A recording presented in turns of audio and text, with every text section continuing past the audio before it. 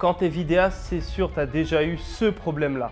Ça s'appelle le scintillement et je vais te montrer comment le retirer en 6 clics.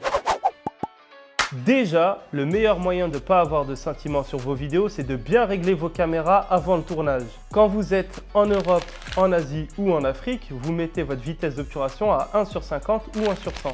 Si vous êtes en Amérique du Nord, 1/60 ou 1/120.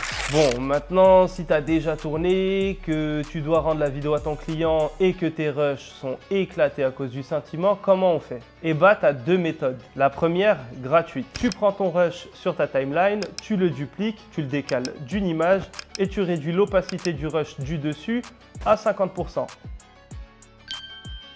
Mais cette méthode, elle ne marche pas toujours et en plus, elle gâte un peu la qualité de la vidéo. Dans ce cas-là, deuxième méthode. Tu as des plugins très connus comme Flicker Free sur After Effects ou sur Adobe Premiere Pro qui te permettent de retirer les effets de scintillement sur tes vidéos. Tu prends le plugin, tu le déposes sur ton rush et c'est terminé. Tu as quelques paramètres qui sont disponibles si jamais tu veux mettre ton rush en slow motion pour pouvoir adapter le déflicker. Ça marche vraiment très bien. Nous, on l'a testé, c'est vraiment hyper utile.